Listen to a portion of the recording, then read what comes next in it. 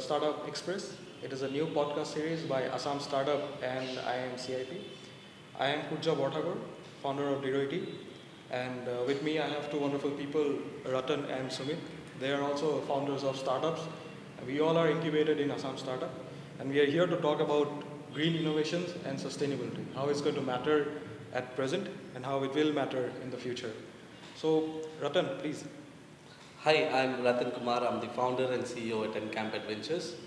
Encamp Adventure is a travel tech enterprise based out of Northeast India, and we provide a digital assistant which helps travelers to plan their itinerary end to end, as well as it comes with an integrated carbon footprint calculator which enables the measurement of the carbon emission from the travel itinerary and allows people to take a climate action in the most hassle-free manner.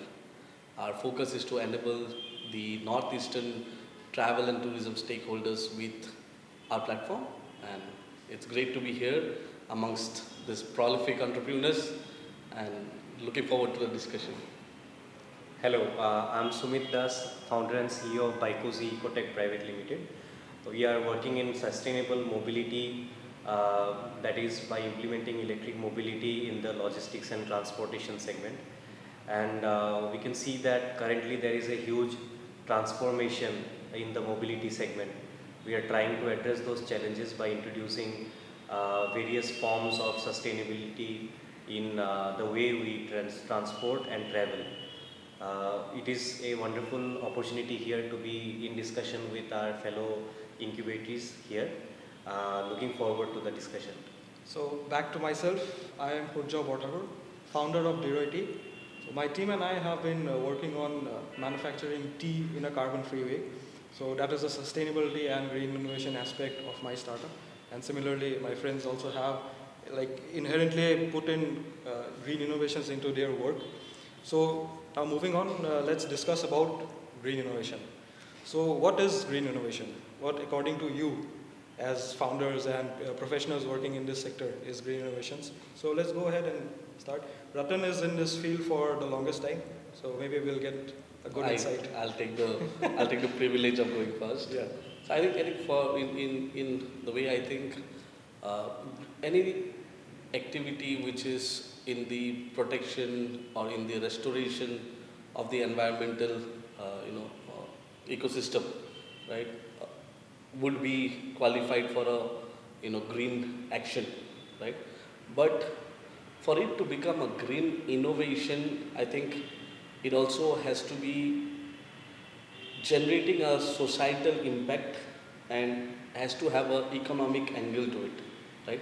So I think how if we were to differentiate a green action from a green innovation, I think that's how I will put it, right? Like a green action could be, say, keeping the community clean, right? But a green innovation would be how to generate wealth from the waste that is generated in the community, right? So I think that's how I see green innovation in simple layman terms. Yeah. Just to put it in perspective, even our city, Guwahati itself, generates about 35,000. I think 35,000 is a very small number. I think few of the localities together in the urban metro would be producing a waste of 35,000 kgs per day. Right? Now, keeping that clean is something else, but converting this waste into, say, energy, for example, right? Or say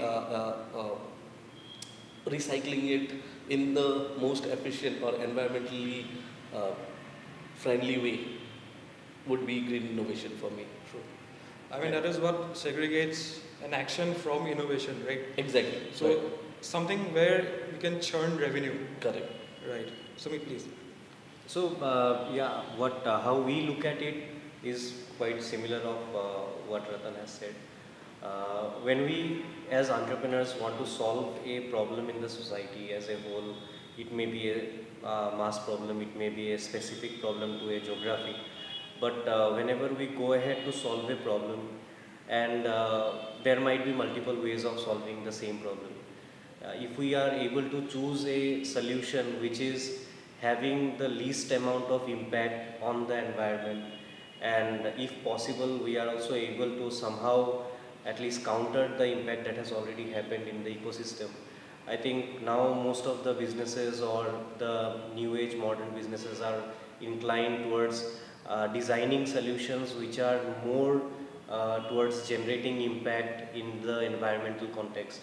It may be when we say green, it's mostly the environmental context of it. But yeah, when we can take into consideration multiple ways of green innovations, be it in the climate change of air pollution or land pollution or water pollution or whichever kind of pollutions we have already generated. So I think it's very important for us to look at innovations through a new perspective as a whole. So my take on green innovation is, of course, whatever you have said is completely true. So what I think is, when it comes to startups, green innovation is slightly different in the sense that it is much smaller. For example, Adidas is massive. What they are doing is they are now recycling ocean plastics, and that is their commitment towards sustainability. Right. That is not green innovation, right? Correct. For such a big company. But for startups, I think we have to start small. Right. Like for what Sumit is doing. Sumit is changing the fleet from gas-powered vehicles to EV vehicles. Right. That's a small part. Right. What you're doing is you're looking after the campsites. Right. That's also a small part. What I'm doing is I'm also looking into a very specific part of the tea industry, like manufacturing tea without the use of coal and gas. Right. So, to give you a perspective, in the tea manufacturing industry, machines have been used since 1920s. So it's almost 100 years. The industry is 200 years, but for the last 100 years, machines have been used. Until now, almost 99 to 100% of the machines are using coal and gas. So what, as a startup, we are doing is we are changing just one bit, because for us, that is what sustainability matters. That is one point fracture where we can go in and change. Cannot change the entire scenario, right? We cannot change the entire thing. So we have our own contributions. I think how I like to see it is when we say innovation, I think what happens is that it does not need to be entirely something very new, right? Correct. I mean, correct. You don't have to reinvent the wheel every single time, or every single time you want to build something. It's not necessary that you reinvent the wheel, right? Something is already there, and you're trying to do entirely something different. Exactly. It might be, there is chances that it might cost you a lot, and it might lead to failure. It might not find the market adoption that you usually, as startup founders, we are very positive about the ideas we have, right? So I think in the innovation, like you mentioned, it's even simplifying a certain process or making a certain process a little greener, Right. is also important and is counted as an innovation, right? Because we are trying to, historically tea has been produced, especially in our state. I mean, tons and millions tons of teas have been produced in our state. And the kind of volumes that we export or produce today, if even a small component of it is also made greener, I think the resultant output of it is something which will be humongous. Especially today, Deroi tea is doing it. Tomorrow, if this is something which is economically very feasible, then it will find adoption by the larger industry players. I mean, it is up to the first movers. It is up to us as startups to make it possible. Exactly, and I think that the kind of support and guidance that we receive enables us to take that extra step, right? Like even, for example, startups we are crunched by funds, right? And to drive the innovation, when the state government, suppose, like for example, we are some startup, there are the MASI funds, there are other funds, there are other grants that come in. These funds actually give us the edge. At the same time, I think they also put a responsibility that to drive that action home. I mean, we will talk about the funds a little later. I mean, it's there in our discussion. It's there in the plan, So right? let's go ahead to the next. Yeah. So the next thing is what I think our viewers and every budding entrepreneur and people are going to struggle with. That is the challenges. So unless somebody has done it before, they will know the challenges. If you have not done it before, it is very difficult for you to understand or gauge, identify what the challenges will be. So as people who have already done it, let's talk about the challenges. So challenges revolving around green innovation. So I'll just put one. So according to me, I think green innovation doesn't earn you money right off the start. It never earns you money right off the start. First, you have to, innovate. That is already a challenge, innovating. Then you have to sell it to somebody who probably does not understand what green innovation is. Then we are competing with existing structures that have been going on for years. They have been tuned, they have been perfected, and now we are challenging it. So I think green innovation does not earn you money at the start. But when it does, it will bring not just money, but also a concept that, okay, these guys are doing it. That is a trust that is going to be made, Yeah, I think, on the challenges front, one is definitely that the commercial angle to your innovation is not really, so much, right? But also, there are cost benefits, that has to be analyzed. And when you analyze the cost benefit, you see that, even while the commercial aspect is not really paying off, I think your cost aspect is over a period of time also, is accumulative, right?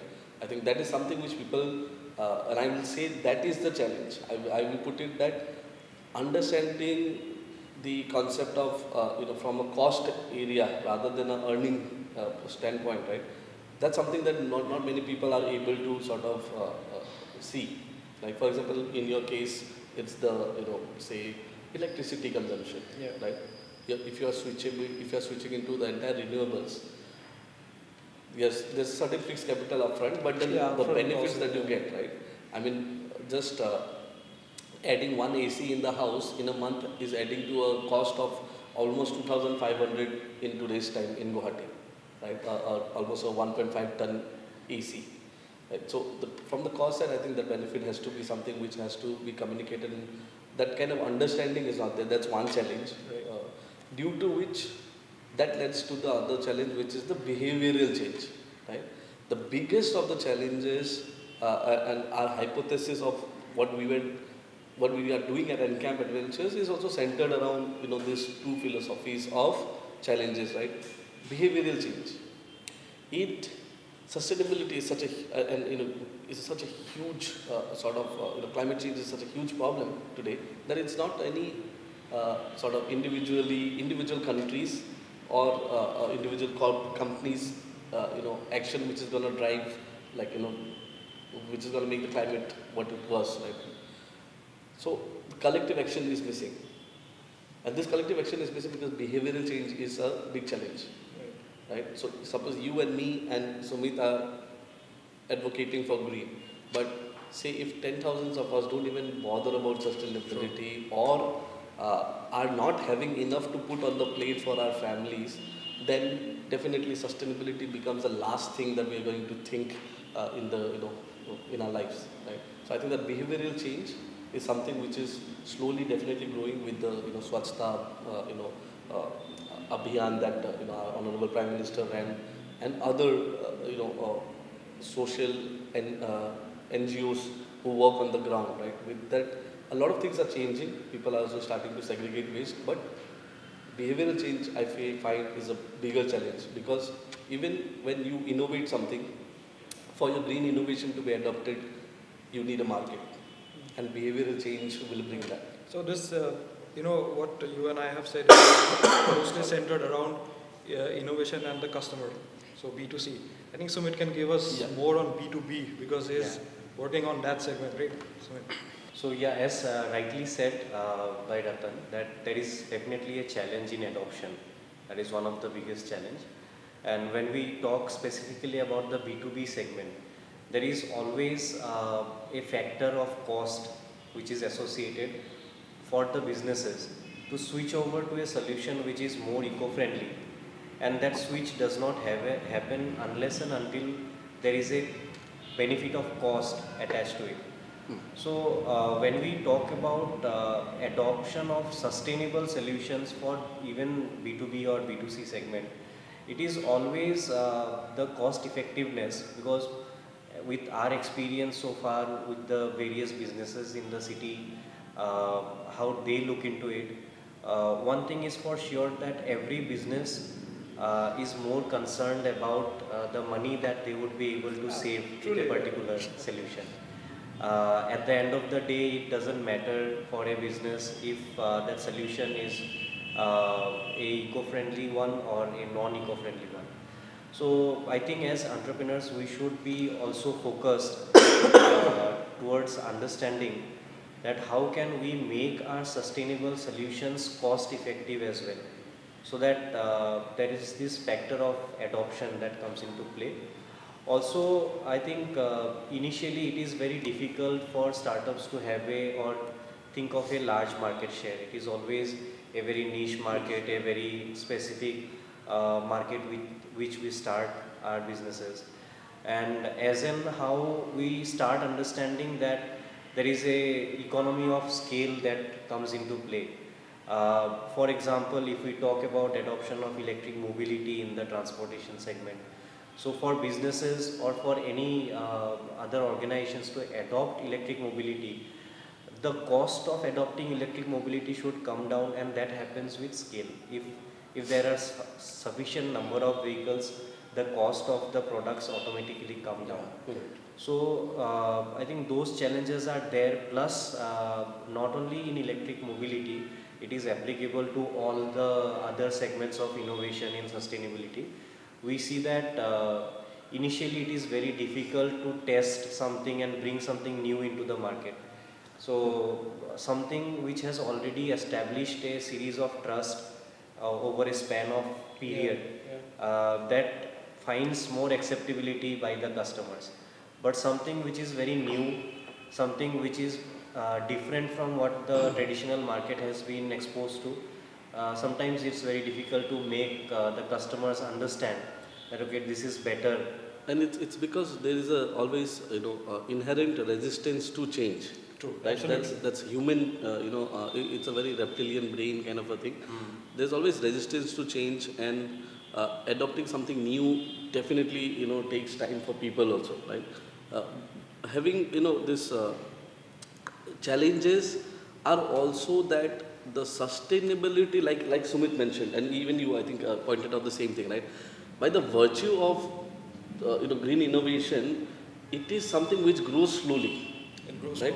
So when a green innovation company is placed on the same field with say very commercial oriented a startup or enterprise or a industry or a factory, right? So the thing is that the commercial startup will definitely have a larger edge in terms of market reach or the revenue that is generated, and the green innovations inherently the nature is in growing slowly, right? Absolutely. So sometimes I find this when we put the two together, and when the scale of metric that is sort of adjudged is the same, then it's a little difficult to sort of put the thing balance. In this regard, I also had one very important thing, right? On a challenge aspect. From a startup perspective, I think one of the biggest challenge in green innovation especially is that we also are very vague in the kind of goals that we set or in the way that we go about doing it, right? I believe there is a philosophy that I would like to put forward. It's called the metro philosophy, right? Okay. I think that metro philosophy is something which is missing in green innovation startups who currently find it hard to grow fast, right? It's not that we cannot grow fast. Even green innovation companies are growing fast. Few of the very successful startups of Assam startup, like say be it David Gogoi from Jet Bricks, or be it others also, they are in the sustainability realm and they are growing quite fast, right? In fact, the fastest is and the metro philosophy is, having a measurable, time-bound, realistic output, right? Setting goals with this philosophy will definitely get the green innovations out there in the market faster. So a commercial company and a green innovation company, I think, will grow separately and at a certain pace. Green And innovation. and the challenge is that the focus on green innovation needs to sort of increase. That's what I wanted to sort of point out. Yeah, truly. I mean, that is right. Right? So green innovation has, it's more attracted towards growing organically. Growing organically, yes, absolutely. And by the virtue of being niche, you only have such a market size, right, at the beginning. Obviously, all the products pivot and we evolve, right? So that has been our perspective as businesses and startups. Now the next, what we want to discuss is how the customers accept green innovation. So what are the challenges? Like we are all selling it to customers. Ultimately, as businesses, we have to sell it to customers. So what are the customers' challenges on adopting green innovation? How about you go first? Yes. So when we say about customers, it's generally a mindset. See, customers are very different in different regions. When we talk about customers in India, the approach towards how we could adopt or address, like for example, if you are doing a trip on a green vehicle, that is electric vehicle, so people are ready to pay more in the Western areas, countries. In India, the cost is a major factor for that adoption as well. So even when we talk about adoptions from the customers end, what we have been observing is that there is a very rapid growth in how customers are becoming more aware, and there is a big role that the government and the entire ecosystem is playing as a whole. People previously were not aware that what even climate change is. I think there was a time when people didn't even believe that there is something called climate change. But as and how we had more data, we had more evidences that okay, this is something real. We have had multiple campaigns. It has grown as a movement rather. People have associated through various capacities, and in fact the government also has a very major role towards making this a mass informational campaign. So I would also like to bring into notice that recently, just for the adoption of green transportation and logistics services, there was a campaign called Surjya campaign launched by Niti Aayog. So we also have been a part of it, and the way this campaign has evolved by touching points with various customer bases in the last mile logistics and transportation segment, there has been efforts to make customers aware that this particular order that you have placed or this particular service that you are taking is a sustainable service versus a non-sustainable service. So that there has been a certain effort that has gone into making customers more aware that which is categorized as a sustainable versus a non-sustainable solution. And I think this is evolving now. This is a right time for the entire world, and India has got into this space quite late. Like India has not even emitted as much carbon emissions as the Western countries. Even the per capita car calculation is also much lesser for Indians. So the major pollution that is being done is not because there has been very large scale industrialization in certain areas, but it is a general kind of pollution situation that is there. And as and how people become more aware, and with the kind of population that we have here, it is something that can be addressed at scale as well. So we as businesses also look forward to that opportunity, where in the next coming years our growths are also supported by the kind of mindset change that is happening in general as a whole in the society. Yeah. I think continuing to what Sumit has said, right? I think there definitely has been a huge improvement in the awareness of consumers. Consumers today demand in the metros, I've seen consumers are starting to demand an environmentally friendly product, right? So, and we will see this that, not only from the government impetus, right? I mean, the government of India or the Niti Aayog, the kind of focus that they're putting upon sustainability in the last couple of years it has exponentially grown. But at the same time, if you see, a lot of corporates have also started adopting the environmental friendly approach and promoting, and you'll see a lot of marketing campaigns in this direction, right? This is also to sort of prove or this also shows us that the customer is demanding for it, right? Right. See, the marketing campaigns and everything moves as per the motivations of the consumer, and this is something which has been growing. So that is a definitely positive sign. But what I also realize, and I'll quote my own company also, own startup also, is that people in general, the majority of them do not care about sustainability. Right? Let's face it, let's be honest. Majority of the population do not care about it. They care about roti, kapda, makan. Right? जब रोटी कपड़ा मकान ही नहीं होगा तो sustainability उसके लिए बहुत ही बड़ा टर्म है. Some majority of them don't even understand what sustainability is. Carbon emission and high flying words that we use usually in our industry. This is not something which percolates to the regular guy sitting there नुक्कड़ पे दुकान खोल के जो बैठा है उसको वो समझ में नहीं आता है. उसको समझ में आता है कि आज बहुत गर्मी हो रहा है, यार बारिश नहीं हो रहा है, right? So I think this whole community outreach and community को outreach करके, if we can sort of simplify these jargons and make them understand the impacts, right? That will only increase, right? So there is a huge scope for engagement on that front. Right. Even if you see at Encamp, we hosted more than 10,000 plus travelers in Northeast, right? 90% of them being travelers from out of Northeast, right? Every time they travel, they have a huge carbon emission they leave behind, right?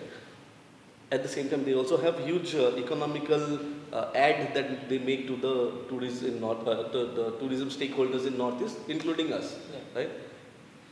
Every single traveler is adding a substantial amount above and beyond their cost of travel, right? It ranges from 500 rupees to 5,000 rupees. And they are adding this at no questions asked. Out of 100 people, we would have had maybe 5 people sort of ask questions or, ask why, right? But other than that, the 95% is supporting it and feeling good about it, right? So I think the feel good factor is again another side of green innovation that needs to be focused upon. Right. While we are only focusing on the sustainability side, the feel good factor is also is a component that I think in the marketing or in the branding communications companies such as ours can take, right? So there's the challenge of branding, like you said. Yeah. So what I think is, like, if I have a product, suppose say this product has been sustainably made. Now the challenge then comes for the consumer to look at this product and see where is the sustainability. Right. So that is a challenge, is when you go to buy a sustainable product, you are then bombarded by the information of the product, how it's made, how sustainable it is. So we all know how the consumer's attention span is very short. But then here, when you, as a sustainable product, you have to bombard them with such information that, see, this is in fact a sustainable product. So I think there is a overload of information that people get from the packaging or the branding. So that is one issue. Because people just want to see, look at it, okay, this is a product. That's it. I want to drink coffee out of this mug, that is it. Now to brand it as a sustainable product, you'll have to have a few logos, you'll have to have how it is sustainable. So I think in that sense, when it is a product and when I am a consumer, I find it difficult to figure out what it actually is. And this branding part, I think the companies also struggle.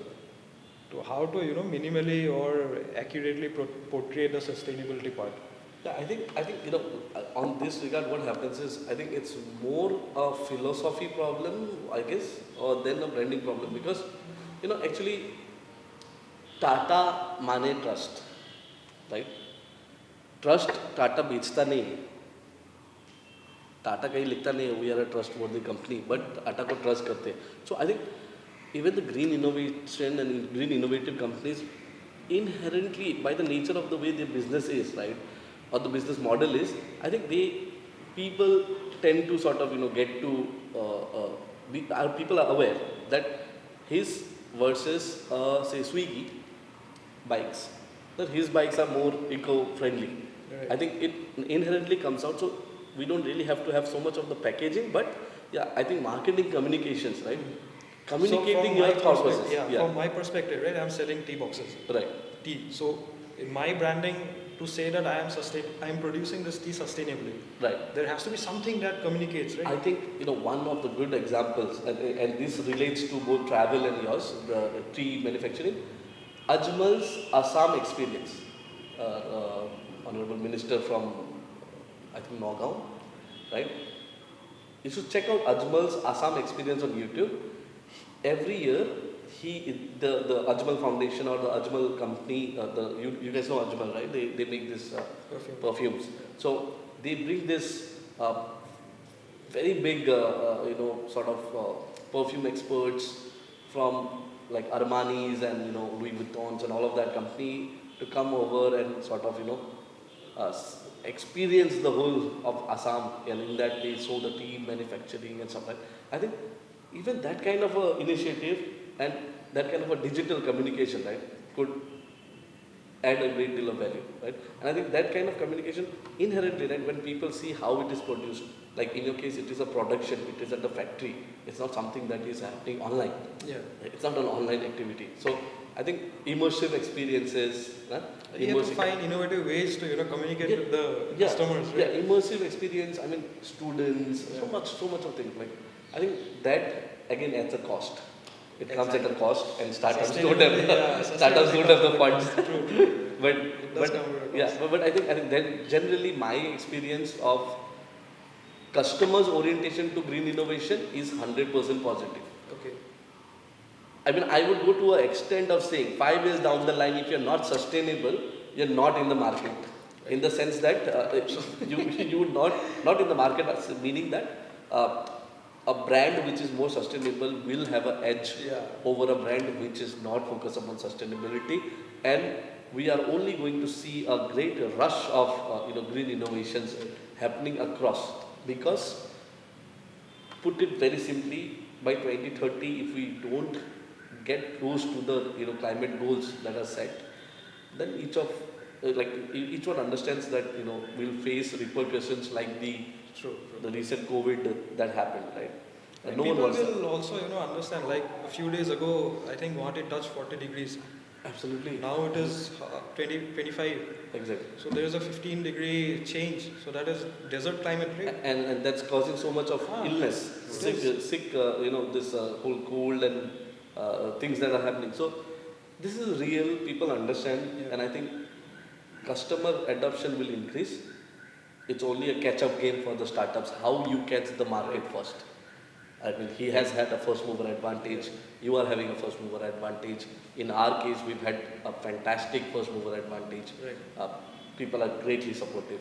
Awesome. In fact, I would, if I was to add the kind of support we got at even SAP Ariba from AIC, Sikkim, SMUTBI, UNDP, HDFC. Now, these companies didn't support just the travel aspect, right? They supported the green innovation. Correct. So I think there's a huge market. So talking about support, now let's move on to this support that we received as incubators and as startups from the government, from the various institutions. So let's talk about that, and also the support that upcoming entrepreneurs and innovators may receive. So yes, there are a lot of grant opportunities that we all have tasted, A lot of it. and also there are some debt opportunities, good debt opportunities. People should not be, in fact, startups should not shy away from debts. If they're doing good business, they can, obviously get the capital to scale and all those things. I mean, Adani's have what, 30,000 odd crores in debt. Reliance had 30,000 odd crores in debt when Google and Facebook invested, and they became net zero on debt, I suppose. But yeah, that is a part of That is business. a part of business. I think that also sort of signifies a degree of confidence that you can generate so much value or generate that kind of a cash flow to sort of give it back. So I don't think startups need to be debt averse, but at the same time they have to make a fine balance between the cash flow The and analysis has to be there, right? analysis. It has to be there. But in that case, from the support aspect, I won't dive deep on this one. I'll let Sumit add on it. But huge support, unparalleled. Absolutely. When we say support, there are few segments to that, in fact.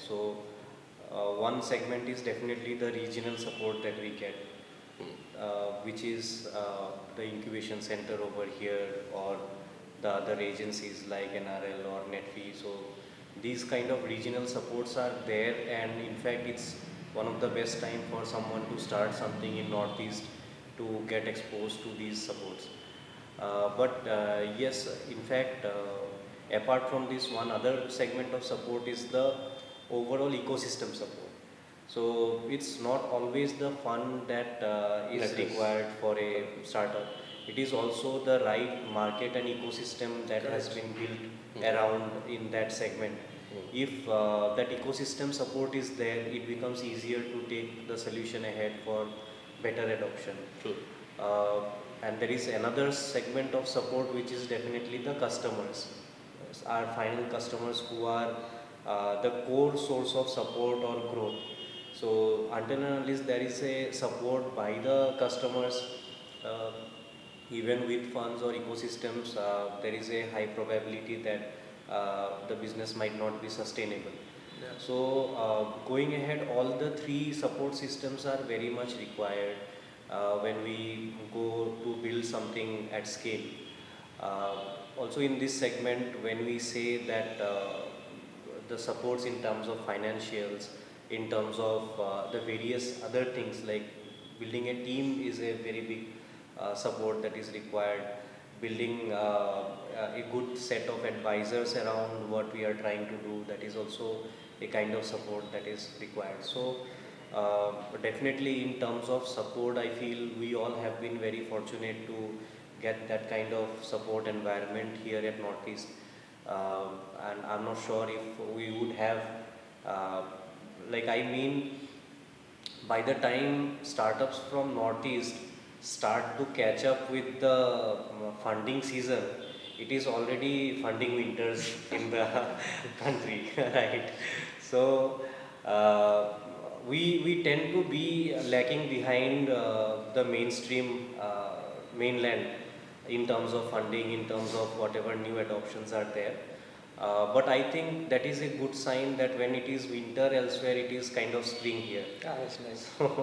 So going ahead, I think it's one of the best times for us to use all these support systems and make ourselves grow around the sustainable goals that we have set for ourselves. So I sincerely feel that being in Northeast, right, is a clear advantage. The mindset here is generally that Northeast में है हम ज़्यादा नहीं कर सकते हैं. We have these challenges, we have that challenges, we have no funds, we have no mentors, and XYZ. Bangalore is like that, Mumbai is like this. No, there's clear advantage in being in Northeast India today and doing green innovations from Northeast India, because Northeast India is the second, most, it's a hotspot, second most hotspot of biodiversity in India, right?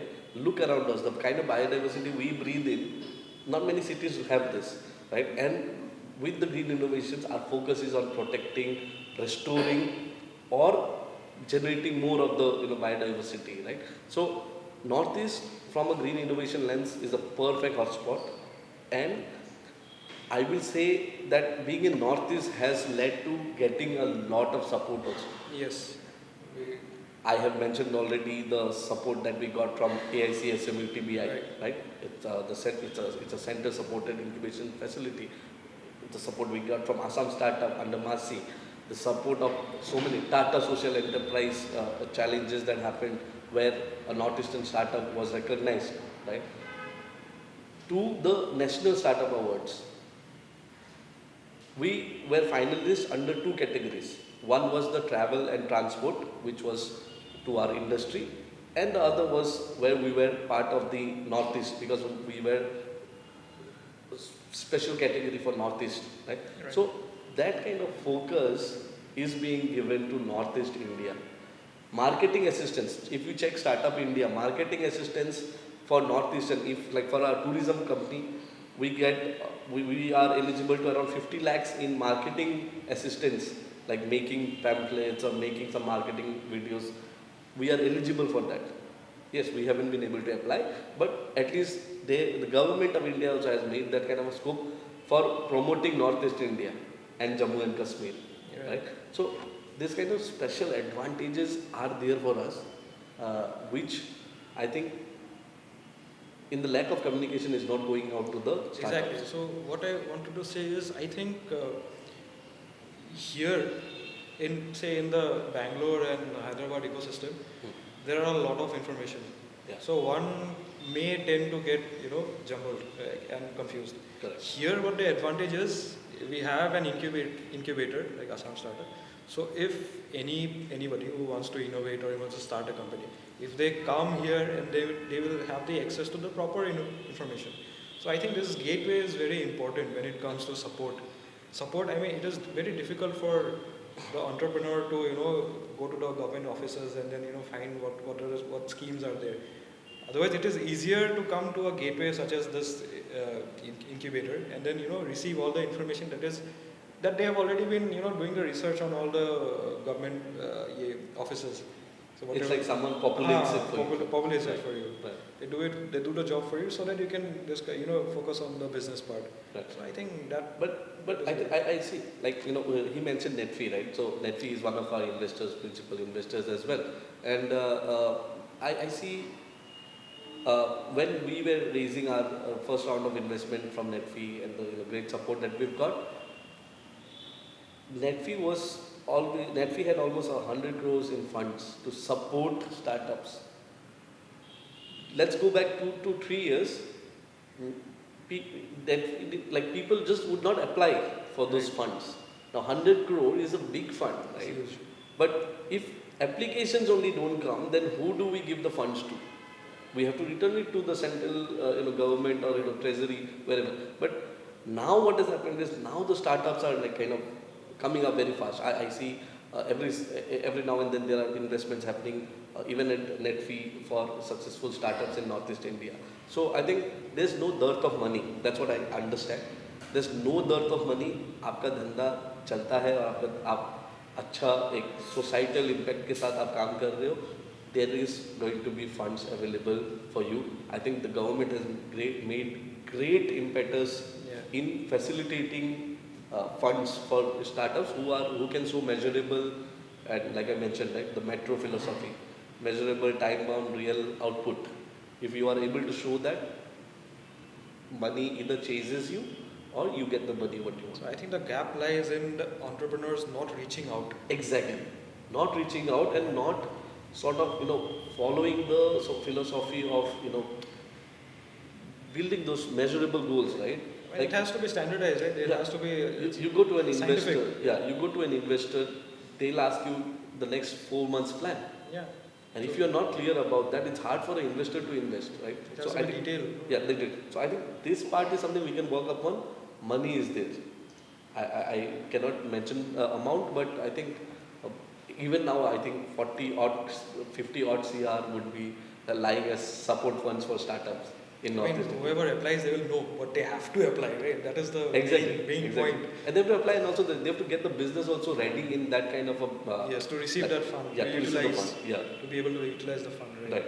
So now let's move ahead to the final part of our discussion. So it is on our experience in the sustainability and green innovation sector. So Sumit, let's briefly summarize the experience. So yeah, for us, the experience has been very wild kind of experience. So we were the first startups to actually start with any two-wheeler vehicles which was electric. We from the time when there was no supply, we had to import from China till today's day, where we have more than 5 to 6 big major giants in the electric mobility space already established their sales here. So it has been a long journey in that way. Like over the past 2 3 years, the kind of challenges we have faced, especially in terms of bringing electric mobility into the mainstream, in terms of making sure that the technology is ready, and we still feel that it's a very evolving kind of a uh, technology which is yet to be established as a mainstream technology. But yes, definitely during these years of our learning of how this can be adopted, the entire ecosystem evolution that has happened over the past few years, uh, all the challenges that we have seen so far, be it in terms of customer adoption, in terms of manpower management, or in terms of evolving ourselves as a startup founders and learning new ways of taking the business ahead.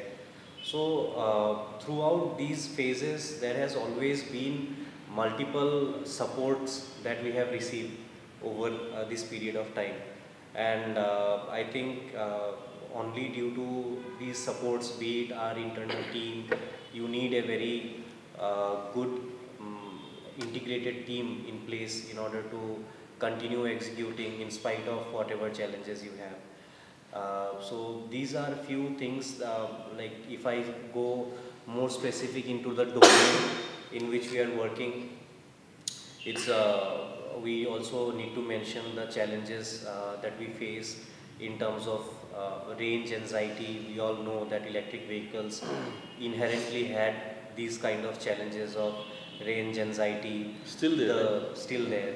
There had been challenges where we all know that there has been fire incidences around batteries getting on fire, and all these things have somehow Negative. got some negative impact when we take this business forward.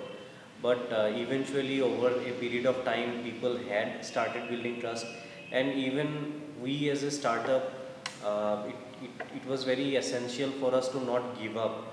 Even if something is not working or something is not getting across as planned, we still need to figure out ways of making it run. So I think that is how we work through the challenges, and obviously this is a part of every startup. Challenge is Yeah. an integral part. Without challenge, I don't think there is any fun in doing the startup. It's always about challenge solving But every yeah, day. but you know, I'll say by the virtue of running an adventure travel company, it's a little exciting in the sense challenges are always there, but the adventure mindset says that usko bhi let's just enjoy, right? So we've had a very exciting like the last 4 years. Pandemic was there; it was there for everyone. Uh, we've been very much excited with what we are doing. We've grown exponentially. We've had a 200% growth in the last fiscal year. We like while we are growing in the business, what we find soul satisfying is that we are also generating a lot of impact, right? So when we go when I go back to bed every single night, I think I carry back the impact with me more than the revenue numbers. So I have a good sleep. So I think this the business inherently impacting people's lives. Over a period of 2.5 years of operational years, I think we've been able to sort of reduce more than excess of 2 lakh uh, kilograms of carbon dioxide just by the virtue of hosting people at a certain accommodation, Right. right? And this is just, I'm saying, only on the accommodation side. We've been able to measure in excess of lakh and 50 kilograms of carbon dioxide that is produced by travelers.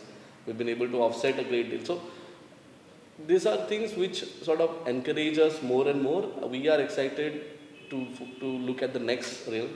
Even today, to be very honest, I still feel we are in the day one of our product sort of journey, because now only we are getting ready to take this product to our fellow stakeholders, right? So far it was like we were adopting it for ourselves. So it's exciting times for green innovations, lot of support.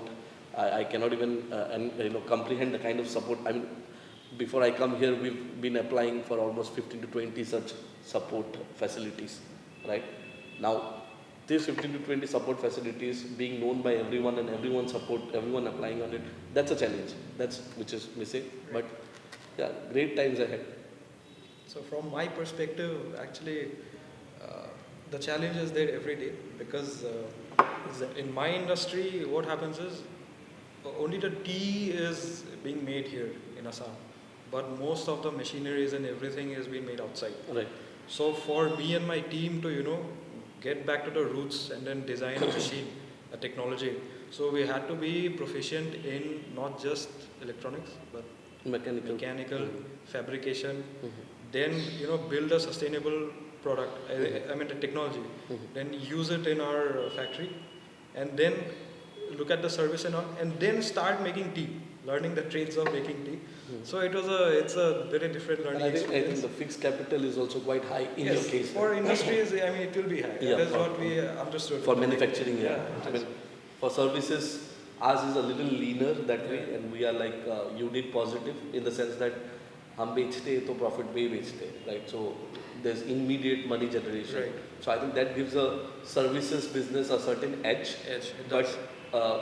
But while the fixed capital is high, once you get it right, then so I think it is difficult to shake a business that is based on production. Traditional, and that is so traditional, right? Yes. So I think in this part that what we cannot ignore is the importance of multidisciplinary knowledge, lateral knowledge. Correct. In my sector. So one has to have a very good understanding of technology as well as the gardens, I mean biology, climate biology. Because the tea gardens, the leaves, they depend a lot on the climate. Yeah, absolutely. If it rains more than the desired amount, you have a poor yield. If it rains less, you have a poor yield. If it's getting hot, you have a poor yield. So it's a biology, right? There has to be a balance. Exactly. I was mentioning, the importance of green innovation coming out of Northeast India is even more because we are a region which faces the adverse impact of climate change sooner than the rest. Because you look at the flash floods that's been happening. We are placed on the foothills of the great eastern Himalayas, right? Climate change will have devastating impact on the Himalayan topography, atmosphere, the ecosystem. And immediately, the whole of Northeast India is going to sort of, get a lot of impact over this. You mentioned tea. Floods are another huge issue. River banks being lost in Majuli. It's a yearly occurrence. And we are not able to do much. So if we don't sort of, take action now, or if we don't innovate now, then when? I mean, when there's a good innovation, I'm sure there are people who will support. Absolutely. Yeah, true, right? So I think we have come to an end. There's an exciting discussion. It was really wonderful. Yes. Thanks to Assam Startup for putting this together. Because we enjoyed the podcast. We hope you do as well. Thank you everyone for listening. Thank you. Thanks.